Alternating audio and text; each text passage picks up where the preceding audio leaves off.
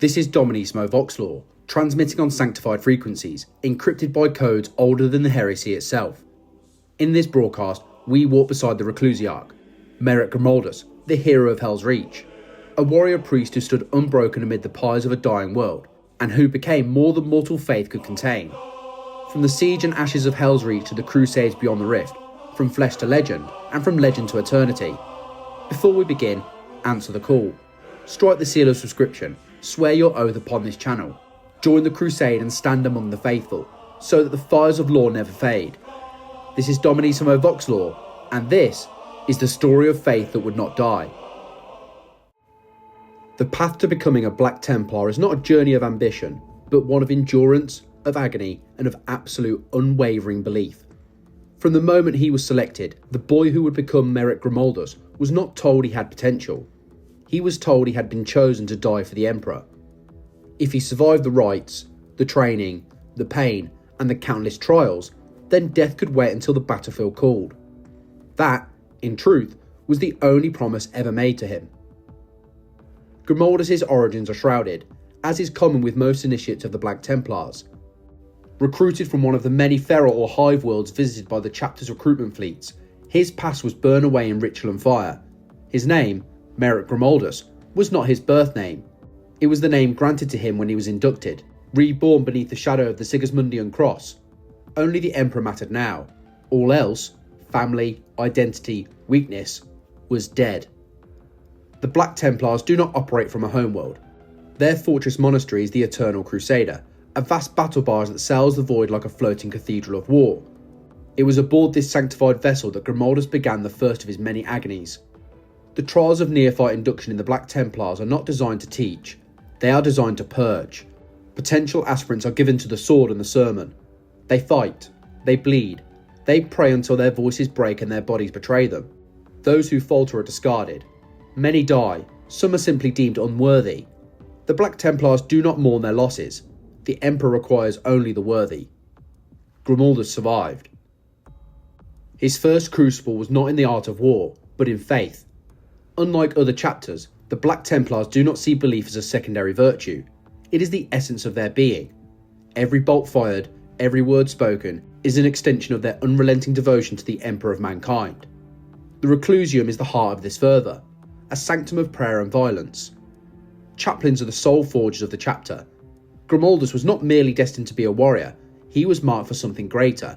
He would be a chaplain, a reclusiarch in training, one of the few who could wield both blade and creed with equal authority. His master was Mordred, a chaplain of ancient repute and brutal disposition. Mordred saw in the young neophyte a spark, not of genius or compassion, but of conviction. In the Black Templars, conviction is currency, and Grimaldus spent it without hesitation. He memorised the litanies of hate before he had fully recovered from his gene seed implantation. He learned to wield the Crozius Arcanum before his second heartbeat had stabilised in its rhythm. And in silence, he endured the countless scars that came not just from training, but from willingly kneeling on electrified iron during his nightly meditations. This was not zealotry to Grimaldus, it was gratitude. Each of the 20 implanted gene seed organs fused perfectly. His body accepted the legacy of Rogel Dawn, and the bitterness of that lineage, the refusal to yield, the curse of self-sacrifice, flowed through him like sacred oil. He was taught that pain was proof of faith, and he came to cherish every trial. His silence was not stoic, it was sacred. Mordred said nothing of encouragement, but the older chaplain noticed how the boy did not flinch during the rite of the broken blade, when others screamed or collapsed. Grimaldus had taken his oath to the Emperor without speaking a word, not out of rebellion, but because words, to him, were inadequate. He would speak only through action.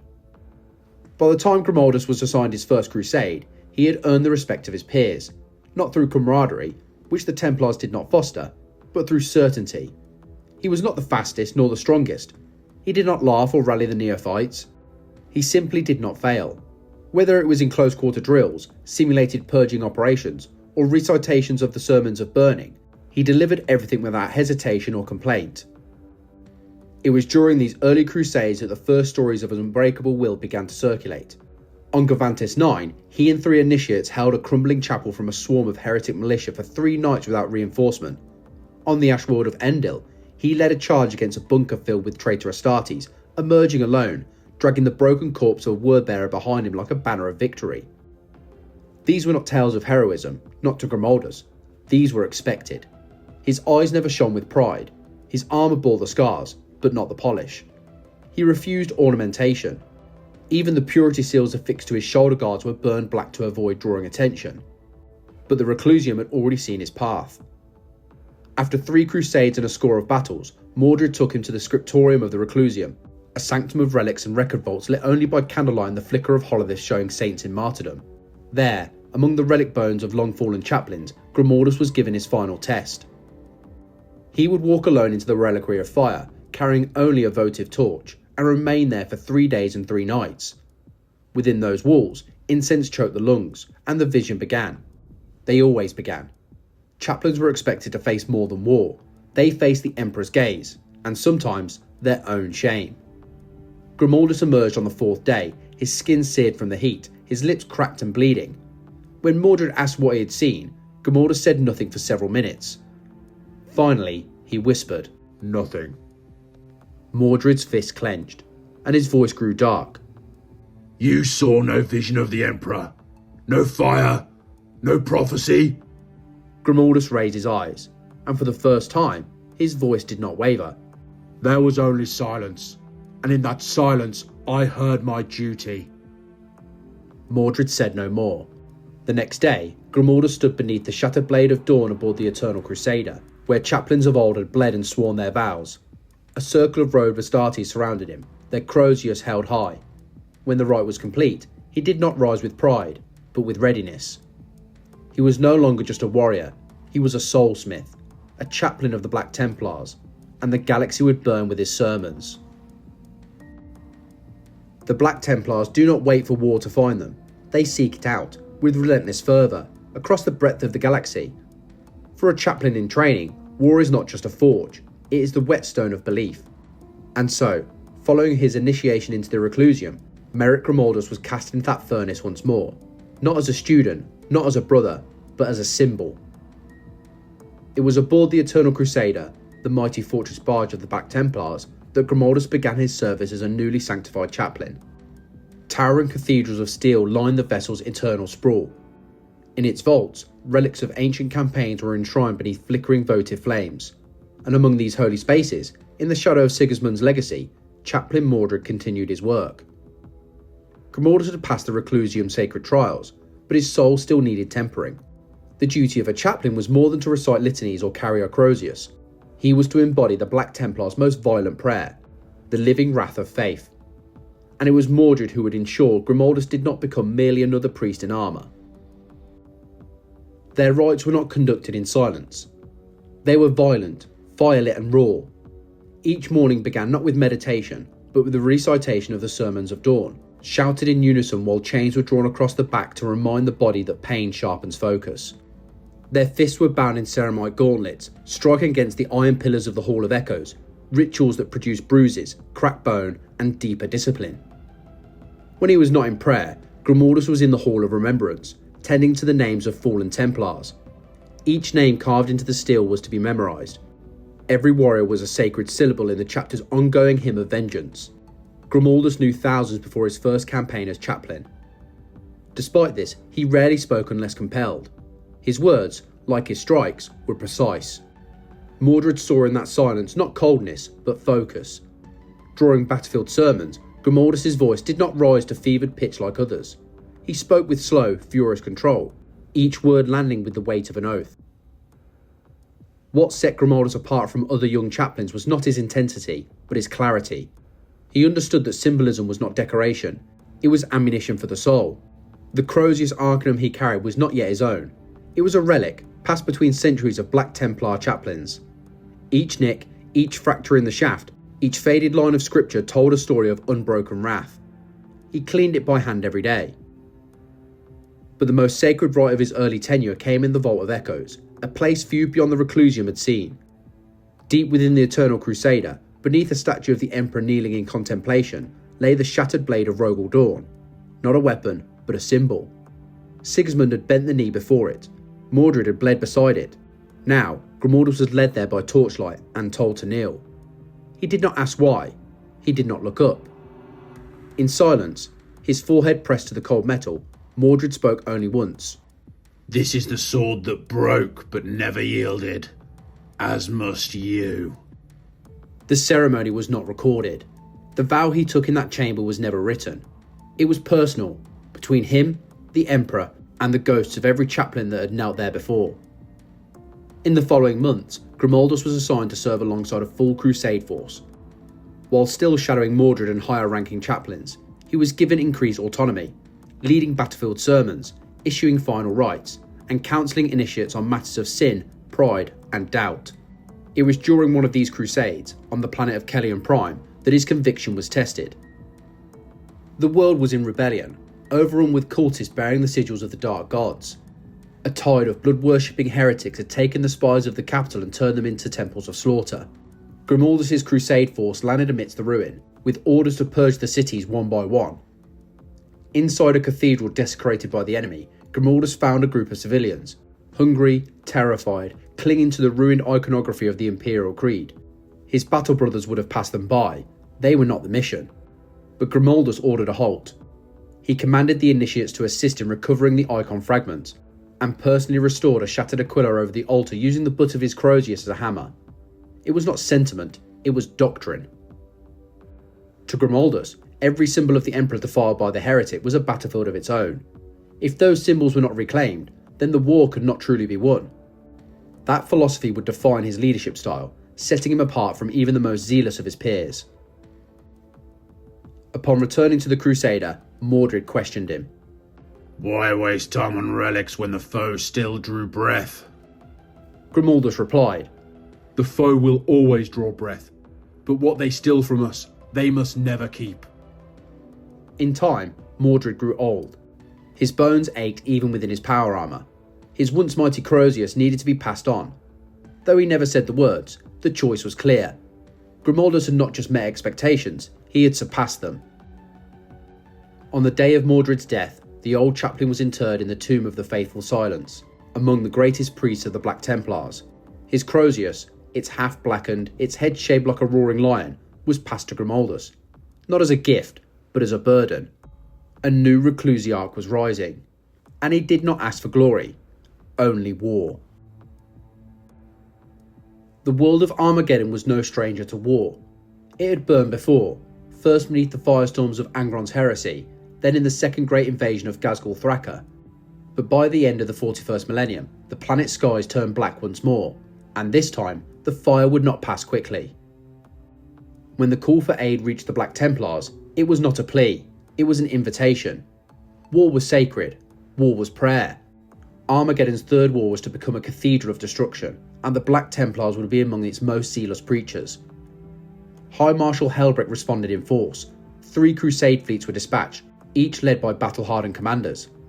Among them was reclusiarch Grimaldus, newly elevated, clad in black ceramite inscribed with litanies of wrath, and bearing the crozius of his fallen mentor. No longer a shadow beneath another's command, he now led his own. Grimaldus' fleet made planetfall on the devastated continent of Armageddon Secundus. He was assigned to the defence of Hero of Helsreach, a sprawling rust-crowned industrial city whose position on the Tempest Sea made it a crucial target for Ghazghkull's armada. Helsreach stood as one of the planet's final bastions along the southern coast. If it fell, the orcs would pour inland unopposed. Grimaldus did not question the assignment. He did not speak of tactics, politics, or glory. He knelt before the city's defence council and declared his vow. Helsreach would not fall while he still drew breath. His arrival did not bring hope at all. The planetary governor had expected a full chapter's strength, not a handful of Black Templars. Grimaldus brought 100 initiates, veterans, and sword brethren. No more. But to the reclusiarch, numbers meant nothing. Faith was weightless and infinite. Where mortals saw odds, he saw opportunity. He was introduced to the men and women of the Steel Legion, the local Astra Militarum. Hardened, pragmatic, and cynical, they had seen heroes come and go. Many did not trust him. His armour was black, his presence grim, and his doctrine uncompromising. But Grimaldus did not seek trust, he sought commitment. And when he spoke in the depths of the Helsreach war cathedrals, the Legion listened, not because they believed in him, but because his voice left no room for doubt. Helsreach prepared for siege. Every gate was reinforced with plasteel and sanctified oils. gun batteries were mounted atop shrines, hab blocks were turned into readouts, and the ancient temple of the Emperor Ascendant was designated as the city's final fallback point. It was a plan made from desperation, not confidence. Then the storm came. The skies over the Tempest Sea turned green and red, streaked with plasma fire as Ghazghul's rocks began to descend. Crude orbital debris, hollowed out asteroids turned into landing craft, screamed through the atmosphere and pounded the outskirts of the hive. Orc landers followed, packed with teeming mobs, war engines, and the lunatic devotion of a species born for battle. The ground shook for weeks. Helsreach endured endless waves of assault. The Black Templars became iron pillars amid the storm, stationed at critical choke points, leading charges through fire and rubble. Grimaldus never stood behind the line, he led it. Where the enemy swarmed, his Crozius met them. Where the defences buckled, his voice summoned strength. Each day brought new horrors. The Orcs unleashed Titanic walkers, some the size of hive towers. The Templars responded with melter charges, power fists, and sabotage missions deep into enemy lines. At night, Helsreach burned orange, lit by chemical fires and promethium detonations. In the tunnels beneath the city, feral Orcs waged subterranean war. Grimaldus himself descended with a strike force, purging the lower depths and sealing them with sanctified flame. Yet for all the valour, the city was breaking. Casualties mounted, sectors fell, the Steel Legion lost entire battalions, civilians were crushed under the weight of war, and every inch of Helsreach demanded blood. Still, Grimaldus refused to retreat. He began issuing sermons daily, not from safety, but from the front lines, surrounded by fallen and wounded alike. His voice cut through smoke and despair. It offered no comfort, only resolve. "Stand," he would say. "Stand because no one else will." Even among the Black Templars, some began to wonder if the battle could be won. Grimaldus silenced them with actions, not words. When a munitions convoy failed to arrive at the southern bastion, he led the retrieval mission personally. When a basilica used as a refugee shelter was threatened by collapsing ferrocrete, he ordered it reinforced, defying orders to abandon it. When his apothecary fell, Grimaldus carried the wounded from the battlefield himself. But even faith cannot defy the tide forever. In the third week of the siege, the Orcs breached the eastern quarter. Thousands poured through. Hellbrutes of captured Imperial Knights joined the fray, crushing entire blocks beneath their claws. The Templars fell back to the Temple of the Emperor Ascendant. Last refuge, last line, last prayer. The siege had entered its final stage, and Grimaldus was not retreating. He was choosing where to make his stand. There, within the hallowed structure surrounded by mosaics of saints and martyrs, he gathered the remaining defenders. Steel Legion commanders, surviving arbitrators, hive militia, all were summoned. Some expected evacuation orders, others expected resignation. What they received was a declaration. "This temple," Grimaldus said, "is a beacon, not because of stone or art or relics, because of you, because you chose to stand. The Orcs will come. Let them. Let them find our blades waiting." It was not inspiration, it was certainty. The defenders sealed the doors, lit the pyres, and prepared for the end. And Grimaldus stood at the head, Crozius in hand, waiting not for deliverance, but for vengeance. The Orcs did not come with strategy, they came with fury. As the hallowed gates of the Temple of the Emperor Ascendant sealed shut behind the last defenders of Helsreach, the city outside had already begun to collapse. Every bastion not yet fallen was burning. Every strongpoint was either isolated or overrun. The hive was dead. The temple was all that remained. Grimaldus stood at its heart, not in reverence, but in defiance. The vaulted cathedral, once a monument of imperial piety, was transformed overnight into a fortress of last resort. Marble statues were torn from plinths to form barricades. Gold chalices were melted down to reinforce weapon housings. The pulpit became a command dais. The sacred became the strategic. There was no room for symbolism anymore, only survival. Within the stone walls of the temple, the defenders were few. 38 Black Templars remained, perhaps 700 human soldiers, Steel Legion veterans, arbites, hive militia, and volunteers, armed with lasguns and faith and not much else. No armour, no aerial support. The Voxnet was dying, fragmented under Orc interference and bombardment. All that held them together was the Reclusiarch and the burning certainty in his voice. They prepared in silence. Grimaldus patrolled the nave, inspecting firing lines and kill zones, checking each barricade not just with a warrior's eye, but with a preacher's instinct. He spoke only once during the preparation. "This is where it ends," he said. "Make it worthy." And then the storm broke. The first wave hit like an avalanche. Hundreds of orcs charged the temple's outer courtyards, screaming, shooting, roaring their savage anthems. Heavy bolters mounted at the parapets chattered to life. The first line held. Dozens of Xenos fell, cut down by disciplined volleys and Templar fury. But the Greenskins didn't care. They climbed the walls, broke through choke points, rammed their way through craters torn open by artillery days earlier. The Templars fought with precision, every bolt round a sermon, every blade stroke a benediction. Grimaldus led from the front, his croziers cleaving through flesh and iron. But the enemy was endless.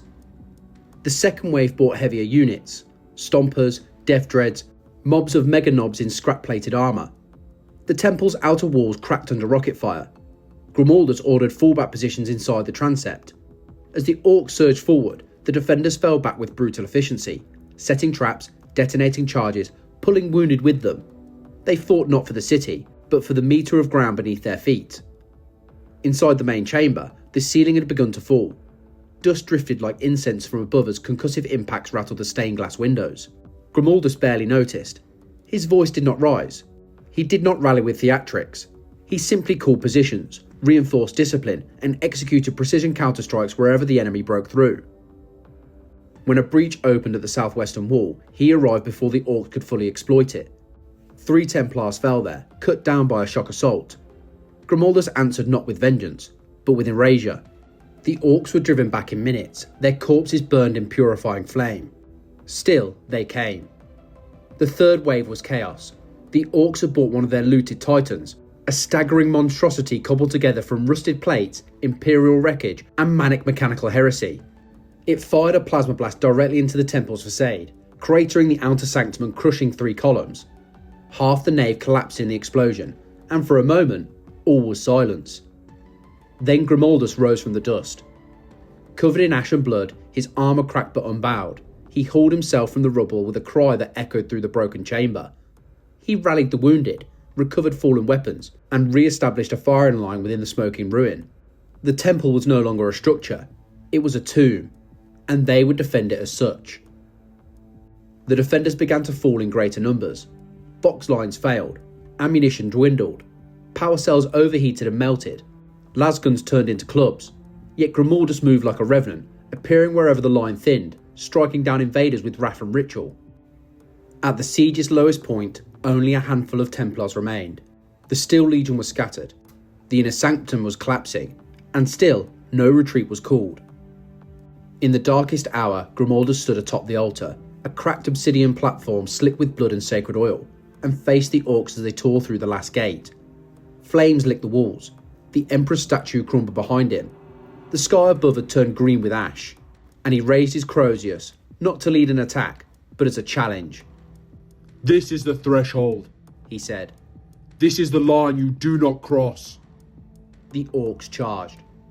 What followed was not battle, it was a slaughter. One by one, Grimaldus struck them down, not cleanly, not quickly, but with purpose. He moved with the weight of 10 dead brothers in his stride. Each blow remembered a name, each parry recalled a vow. When the temple of the Emperor Ascendant fell, it did not fall quietly. The collapse came in waves, explosions rolling through the foundations like thunder through stone. Columns cracked, vaults split open, and statues of saints toppled into dust. The air turned to fire and ash.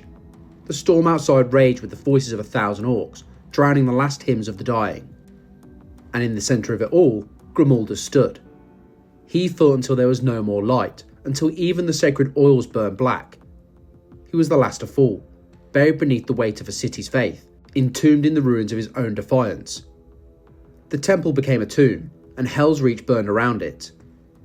No rescue came, no signals broke through the Vox storms. For the men and women who fought beside him, the reclusiarch of the Black Templars was gone, another martyr consumed by the war for Armageddon. But faith, like fire, can smoulder unseen. A full day after the final bombardment, the rubble shifted. From beneath broken stone and twisted iron, something moved. The sound was faint at first, metal scraping against masonry. Then a single gauntlet punched through the ash. Grimaldus pulled himself from the ruins, and in his arms he held relics. 3 sacred artifacts, recovered not during the battle's planning stages, not amid calm preparation, but during his escape from his would-be tomb. Each was scarred by the conflict. Each bore the marks of the apocalypse, but they had been saved. The first was a column piece from the main altar, known now as the remnant of the fallen temple, a chunk of sanctified obsidian carved with the twin-headed Aquila and the Emperor's Creed. Once it had rested at the base of the cathedral's inner sanctum, now it bore a cratered hole through its edge, the result of a direct shell impact. Grimaldus had pulled it from the burning ruin with both hands, dragging it through collapsing debris. The second was holy water from the Stoop of Elucidations, originally drawn from Terra's aquifers in the earliest days of the Imperium. It had sat in the Stoop of Elucidation for centuries, used to perform anointings and blessings. The third was the banner of the Emperor Victorious, a tapestry and one of the most precious holy items on all of Armageddon, dating back to the planet's original colonisation. It symbolises the long history of the faithful on Armageddon and the ultimate sacrifice made in the Emperor's name. Although it was singed along the edges, shredded at the base, and pierced by shrapnel, it was now a record of one more battle, one more sacrifice. Grimaldus did not speak as he emerged. He did not give a speech or demand vengeance. He simply laid the relics at his feet in the ash and collapsed beside them, his armour locking into emergency stasis as his vitals bottomed out. The Vox records of the Steel Legion commander who recovered him, General Kurov, refer to the event only as the Resurrection. For many on Armageddon, it was precisely that. Not just survival, not just endurance, a resurrection. A living embodiment of everything the Imperium preached, made manifest in a man who should have died a dozen times in a single night, but didn't. When the fires of Helsreach at last began to fade, the city lay in silence. The air hung thick with dust and the scent of burned metal. What had once been the temple of the Emperor Ascendant was now a cratered scar, a hollow place where faith itself seemed to have died. And yet, amid that desolation, one figure returned. Grimaldus came back to the ruins alone. The war had moved on without him. The Black Templars were redeploying to fresh fronts, the Steel Legion sweeping the lower hives for survivors. But Grimaldus walked against the tide of rebuilding armies, drawn back to the shattered heart of Helsreach by a weight he could not put down. The crater was vast, a grave for stone, marble and memory. Nothing remained of the temple's walls, only fragments of pillars jutting from the earth like broken teeth. The air shimmered with heat from fires still burning in the substructure below. Grimaldus descended into the ruin, each step sinking into ash and soot. The relics he had carried from the flames, the remnant of the fallen temple, the holy water, and the banner of the Emperor Victorious, hung from his arms like chains. He laid them upon the ground where the altar had once stood. The gesture was slow, deliberate, final. These relics were not his to bear. They belonged to the Emperor, to the temple, to the thousands who had died defending it. To keep them would be arrogance. To return them felt like penance.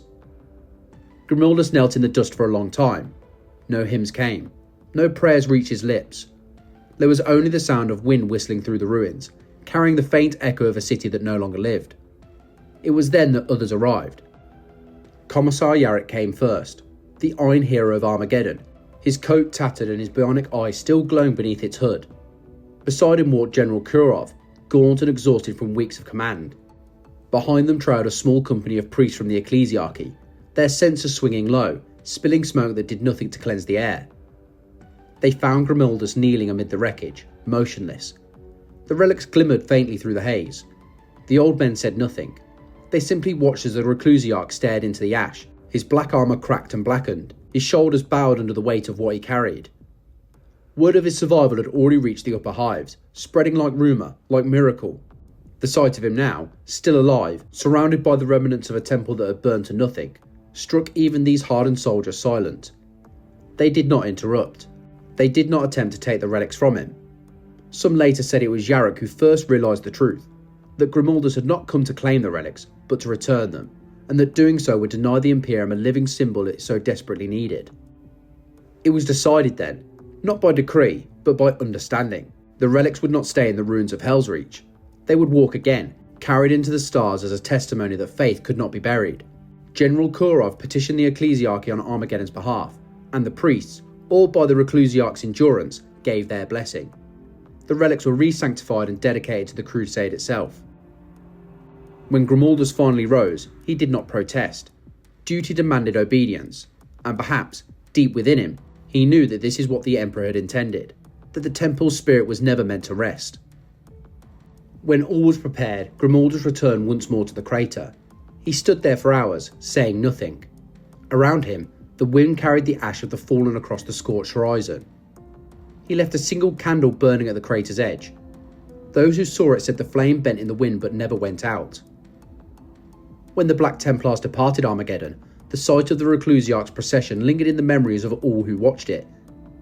He left Helsreach without ceremony, without farewell.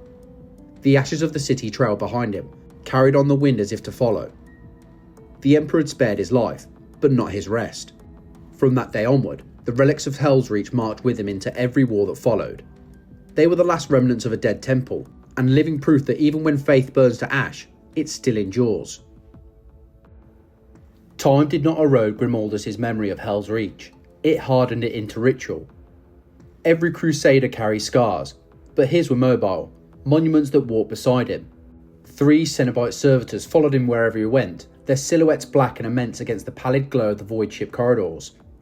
They were called the Bearers of the Fallen Temple, and together they formed a procession unlike any seen in the Imperium. Each was a grotesque fusion of machine and martyr, fat grown by the chapter's apothecaries and augmented by the master of the fort, Jurician. They were specifically created for this holy duty. The first bore the remnant of the fallen temple, a slab of obsidian carved with the aquila of the Emperor, fixed to its back by adamantine pins.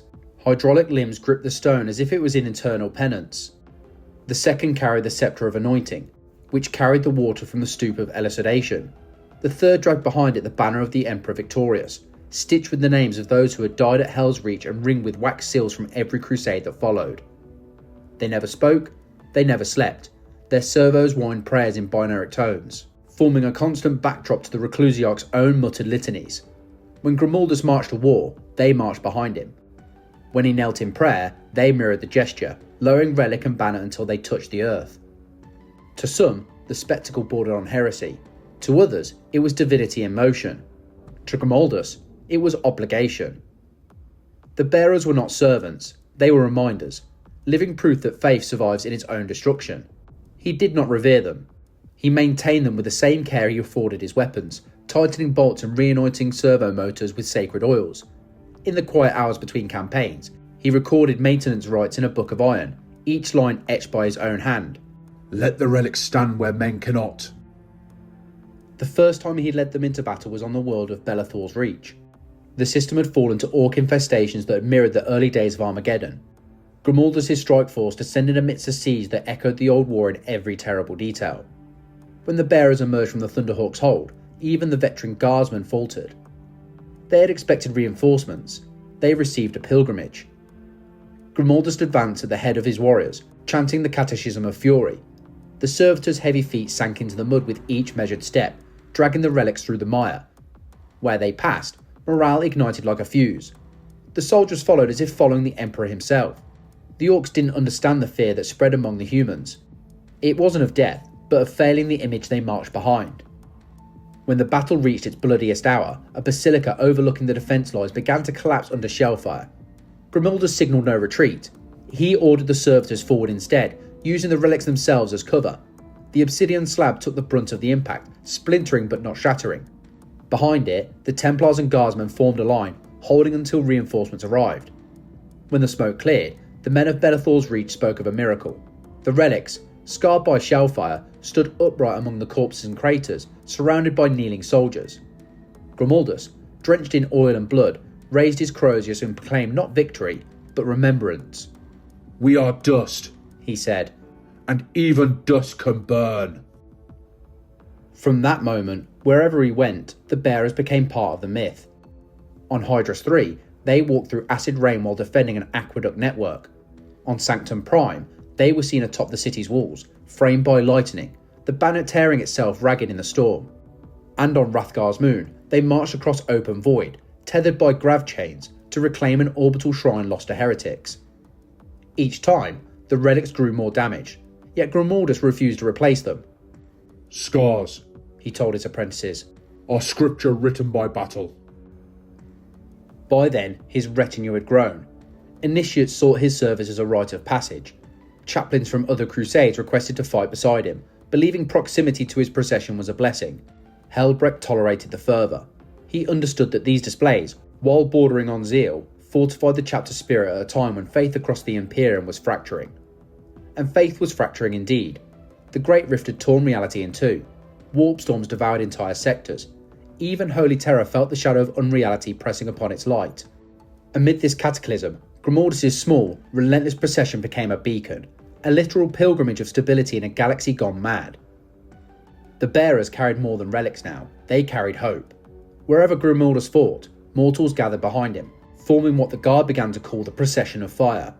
They followed his banners into the flames, their chants rising over the roar of bolters and the scream of the dying. Not every Templar approved. Some whispered that Grimaldus' followers treated him as an idol rather than a chaplain. Rumours reached the ears of the Inquisition. Questions were raised, quietly, but persistently. Was this devotion pure, or was it worship misdirected?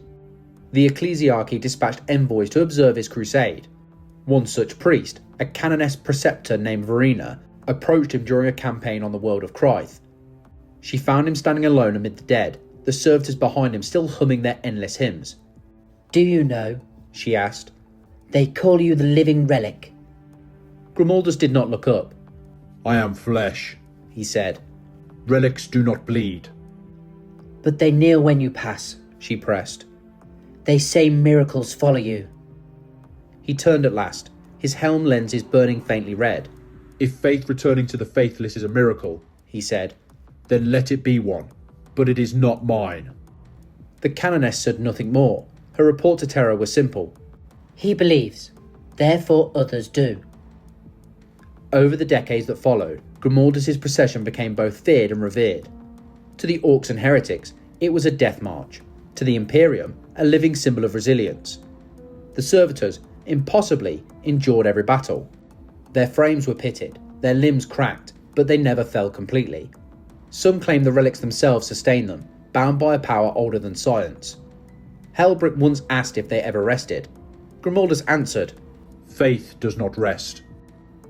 In time, the Reclusiarch's presence came to herald crusades of unmatched fervour. When his fleet approached, planetary governors sent entire populations into fasting and prayer. His arrival was both prophecy and warning. The Emperor's justice had come to their world, and it would not leave nothing unpurified. Yet despite the reverence, Grimaldus never changed. He still anointed his weapons personally, still walked alone in the silence between campaigns. The bearers were always at his side, their slow, rhythmic steps marking the passage of years. Each battle carved deeper scars into their relics. Each victory added another line to the endless litany engraved across his armour. To the galaxy, he was the Hero of Helsreach made manifest, a relic that walked. To himself, he was merely the Emperor's shadow. And as long as that shadow fell across the battlefield, humanity would remember that faith does not yield. Faith endures. The galaxy had changed. The light of the Astronomicon flickered like a dying candle, the Imperium fractured by warp storms that tore through reality itself. Empires fell in silence, communication lines went dark, and in that spreading chaos, the Sons of Dawn did what they had always done. They did not hide, they crusaded. For the Black Templars, the end of the galaxy was not a prophecy, it was a promise. A battlefield without end, an eternity of enemies to slay and oaths to uphold. Grimaldus had seen cities burn, planets crumble, and the faith of men tested to its breaking point, but never had he seen an age so soaked in despair. And yet, in despair, he thrived. He fought not for hope, but for duty. Hope was a word for civilians. Duty was eternal. In the centuries following the War for Armageddon, the Reclusiarch became a figure of myth across the Crusades. His voice, rasped and metallic through a helm scarred by time and flame, was known to every Crusader. He spoke less now, but when he did, his words carried the weight of prophecy. His mere presence could still the doubts of an army. He fought beside High Marshal Helsreach in the campaigns of the Orestes Expanse, where renegade fleets and twisted chaos cults threatened the Segmentum Solar's southern borders. Together, They brought the Emperor's wrath to half a dozen heretic worlds, leaving behind only dust and scripture. It was on Orestes II that Grimaldus once again met war at its purest form, a city under siege, burning with a ferocity that mirrored Helsreach itself. The planet's defenders were collapsing, their faith poisoned by the whispers of the dark gods. When the Templars landed, they found not battlefields, but altars made from corpses, streets soaked in blood.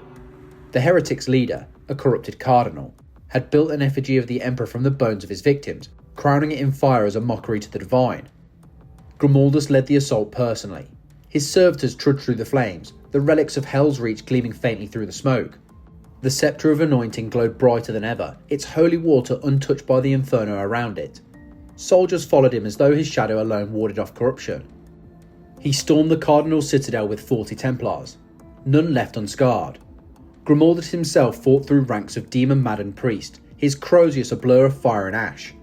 When the heretic cardinal fell, Grimaldus smashed the bone effigy of the Emperor into fragments and cast its skull into the pyre. Then, before the gathered survivors, he lifted his helm and spoke. The Emperor is not mocked. He does not die in effigy. He lives in every blow we strike. It became the battle cry of the campaign. The Emperor is not mocked. The Orestes expanse burned clean within a decade, and yet the victory brought no peace. Across the stars, the warp storms grew, twisting the very flow of time. For the first time in recorded memory, entire Crusade fleets were separated, their ships hurled light years apart. Grimaldus' force was among those lost in the storm. For 6 years, there was no word. 6 years of silence. Many presumed him dead, but Grimaldus does not die easily. He emerged from the warp above a nameless agri-world, his fleet battered, his ship, the Sword of Dawn, half destroyed. The planet below was aflame with civil war. Cults had risen in his absence, calling upon demons for deliverance. Grimaldus did not hesitate. His fleet, though crippled, descended in fury. He waged war for 47 days without resupply. The Templars fought from trench to trench, through burning harvest fields and shattered silos. When their ammunition ran dry, they used blades. When their blades dulled, they fought with their hands. The servitors marched tirelessly through it all, relics glinting through the dust storms like stars. On the 48th day, Grimaldus faced the arch-traitor who led the uprising, a fallen commissar now possessed by a warp entity. The duel lasted only minutes. The Reclusiarch drove his Crozius through the creature's chest, reciting the litanies of fury until its flesh turned to vapour. Then he burned the body and consecrated the ashes in silence. When reinforcements finally arrived, they found him standing amid the dead, the sceptre's light casting long shadows across the corpses. He said nothing. He did not need to. The world was reclaimed. It was after that campaign that Helsreach himself came to see him once more. The two warriors, bound by crusade and friendship, met aboard the Eternal Crusader's sanctum. There were no formalities, no pomp. Helsreach's once golden armour was scarred and dulled by centuries of battle, and Grimaldus' helm was still fused to his flesh beneath the mask. They regarded one another as brothers do, with the understanding that words are often unworthy of their meaning. You are still breathing, Helsreach said, a smirk hidden beneath his helm. Grimaldus inclined his head. So are you. For a while, they spoke of wars, of fleets lost, of crusades broken, of the rift that had split the galaxy in two, and of the Primaris Astartes. In the silence that followed, the ship's chapel lights dimmed as 100 Templars began their evening prayers. Grimaldus' servitors intoned their binary chants in harmony. The sound filled the sanctum like thunder in a cathedral. They stood together, two of Dawn's descendants, watching the candles flicker against the darkness. It was a moment of rare stillness, a reprieve between wars. But Grimaldus knew it would not last. It never did. The galaxy had become a crucible, and the Templars were its flame. Every planet that cried for salvation was a summons. Every heretic that defied the Emperor was an invitation. Grimaldus answered them all. He led assaults on demon worlds, purged chaos taint from shrine planets, and battled alien horrors in forgotten systems. Each campaign left him more a figure of myth than of flesh. The people began to speak of his voice as a weapon, of his presence as a shield. They were wrong. He was neither. He was simply faith given form. Blood and fire defined his every crusade. Blood, his own, spilled for those who could not defend themselves. Fire, the purifying flame of devotion that no darkness could extinguish. Wherever he went, hope followed, not because he promised it, but because he embodied endurance. In him, the Imperium saw not salvation, but survival. For Grimaldus, that was enough. For duty is eternal. The galaxy has always needed saints, but it never asks them first. In the centuries following the Rubicon's crossing, Merek Grimaldus became more than the reclusiarch of a crusade. He became a story, one retold so often that even the truth began to bow beneath its weight.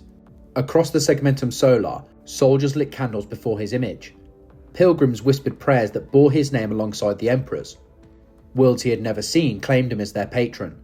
The Imperium, half mad with fear and faith, found comfort in him. He, of course, despised it. Grimaldus had never sought to be remembered. In the halls of the Eternal Crusader, he forbade any hymn that mentioned him directly. He removed his likeness from shrine murals and burned scrolls that praised his deeds. Faith, he told his chaplains, must face outward, never inward. Yet belief is stubborn. It grows in shadow as well as light. The harder he fought to erase his legend, the greater it became. It began on Armageddon. A century after the Third War, pilgrims still flocked to the crater where the Temple of the Emperor Ascendant once stood. They brought children to see the place where the Hero of Helsreach had lived, died, and lived again. A small order of Ministorium priests took root among them, the Wardens of Ash. They kept the fires burning, reciting the names of the fallen, and swore to guard the site against desecration. Though Grimaldus himself had left the world long ago, they insisted that his spirit still walked the ruins each night. Some claimed to see a black armoured figure kneeling amid the dust, his helm candles flickering in the wind. Word spread. The Wardens became an unofficial court of devotion, tolerated by the ecclesiarchy because they kept the faith of Armageddon alive. Their creed was simple: endure as he endured. Pilgrims carved those words into their skin, their weapons, their homes. The phrase appeared on banners across entire regiments of the Steel Legion. In time, it travelled beyond the system altogether. Grimaldus never returned to Armageddon, but he heard the stories. When his crusade fleet docked at Necromunda for a refit, a delegation of hive priests met him with relics supposedly taken from Helsreach's rubble. A shard of stone, a strip of scorched parchment, even a melted candle stub claimed to have once adorned his armour. He looked at them for a long moment before replying, "You have mistaken ash for flame." Then he ordered the relics destroyed. But belief cannot be killed with words. Everywhere the Templars went, the tale followed. When Grimaldus preached, thousands gathered, not merely to hear him, but to see him, to witness the man the legends had called the living relic. Some carried effigies fashioned in his image, small wax models crowned with flames. Others bore banners inscribed with scenes of Helsreach. He tolerated none of it, yet he understood. In an Imperium built on suffering, the people needed something that bled and still stood. So he turned their superstition into weaponry. On the Forge World of Drethus 9, during the siege of the Iron Gates, the defenders' morale collapsed after weeks of fighting. Chaos warbands have poisoned the atmosphere and desecrated every cathedral.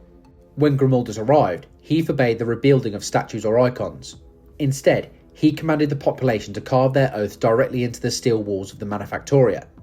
Your faith, He said. will hold this world. Not stone, not saints. Within days, every surface bore scripture, and the enemy found themselves fighting inside a living prayer. The city did not fall. Such acts deepened the paradox of his legend. A man worshipped for destroying his own worship. The reclusiarch grew older in body but colder in spirit. The Rubicon had granted him strength, not peace. Sleep came rarely, and when it did, it brought memories. He dreamt of fire, of voices calling his name from beneath rubble. He began to spend long hours alone with his servitors, speaking softly to the relics they carried. Then came Vos Primus. It was a planet of scholars once, now reduced to ruins by cults of the warp. The Crusade arrived too late to save it. Millions were dead. Only one fortress still stood, a library turned citadel, defended by a handful of Adepta Sororitas. When Grimaldus entered its halls, he found them reciting prayers written not by the ecclesiarchy, but by the Wardens of Ash. They had painted a mural across the central dome, a depiction of him raising the broken Crozius amid the flames of Helsreach. For the first time in centuries, he hesitated. From that moment on, he stopped fighting the legend. He no longer forbade the hymns or struck down the icons. If the Emperor willed that his endurance should become a torch for others, then he would bear it, as he had borne all other burdens. He spoke less in sermons and more in action, his presence alone a benediction. Wherever he appeared, the word spread ahead of him like a tide. The Hero of Helsreach is coming. To the faithful, it meant salvation. To the heretic, damnation. Centuries later, scholars of the Administratum would argue over how much of the legend was true. Did Grimaldus truly survive 1,000 battles? Did he still walk, half machine, half relic, leading new crusades into the rift? Records blur, accounts contradict. Some claim his armour now stands entombed aboard the Eternal Crusader, candles forever burning along its shoulders. Others swear he is still out there, leading fleets into the dark, his servitors carrying the last light of Helsreach across the void. But all stories agree on one thing. Merek Grimaldus never died. He simply kept walking, until faith itself could rest. There are warriors whose names fade when the war is done, and there are those whose every battle becomes another verse in an endless hymn. Merek Grimaldus belongs to the latter. Centuries have passed since the fires of Helsreach guttered out, yet his crusade has never ceased. Across the broken galaxy of the Great Rift, his name still carries through Vox channels and battlefield prayers like an unbroken litany. In the dark between stars, Black Templars whisper his sermons before they charge, repeating the words that once silenced despair on Armageddon. Faith is what you do when you have nothing left. He still marches. The Eternal Crusader remains the beating heart of the chapter, and within its sanctum the Reclusiarch's tread can still be heard on the adamantium floors.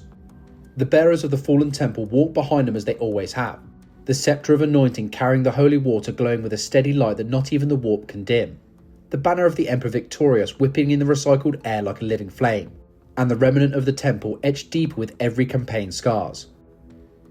Witnesses claim that during every planetary descent, when the thunder of drop pods shakes the hull, Grimaldus leads the war prayer himself. His voice, rasping through centuries of use, echoes over the ship's decks, a sermon of defiance against the dying of mankind's light. Even those who have never seen him swear they feel his presence, a pressure in the air, the sense of being watched by faith itself. He is older now, reforged by the Rubicon Primaris, his body renewed but his spirit unchanged. Where younger warriors burn with zeal, he burns with certainty. His words carry the weight of 1,000 crusades. He is the memory of what it means to endure, a living bridge between the First Crusade and the Age of the Rift. The Imperium calls him many things: the Undying Flame, the Voice of Ashes, the Last Priest of Helsreach. To the Templars, he is simply Reclusiarch. To the enemies of mankind, he is the shadow that follows every crusade. In the black reaches of the Segmentum Obscurus, where the Astronomicon flickers and the stars themselves bleed, reports speak of a fleet that never transmits its name. A procession of warships lit by candlelight, their hulls inscribed with prayers in High Gothic. At their head marches a black armoured chaplain whose armour glows with votive fire. His sermons could be heard across the void, carried on encrypted frequencies that break every code and yet never distort. The faithful say those transmissions bring calm, the heretic claims they burn. None have proven it's Grimaldus, none have disproven it. Helbricht is gone, his ashes scattered upon the void, but a successor still fights beneath the same oath. And wherever the Templars crusade, when the banners rise and the litanies thunder, a single candle is always lit before the launch. Its flame bends towards the east, toward the lightless wound of the rift, as if answering a call only faith can hear. It is said that at the edge of every war zone, a black armoured priest sometimes appears without escort. He carries no heraldry, no standard, only a crozius wreathed in a dull crimson light. He blesses the fallen, salutes the living, and vanishes before dawn. Those who fight beside him never doubt who he is, because Merek Grimaldus does not rest. He does not retire. He does not die. He crusades. Thus ends the account of Merek Grimaldus, chaplain of the Black Templars, bearer of the fallen temple, and eternal blade of the Emperor's will. Through ruin and faith, through silence and storm, he proved that endurance is the holiest prayer, and that true faith never dies. Brothers, if you endured this far, stand with me and strike the seal of subscription. Join the crusade of truth and law, and march with me to the next broadcast, where the fire of the Imperium still burns. This has been Dominicimo Vox Lore, delivering transmissions from the Eternal Crusade of mankind.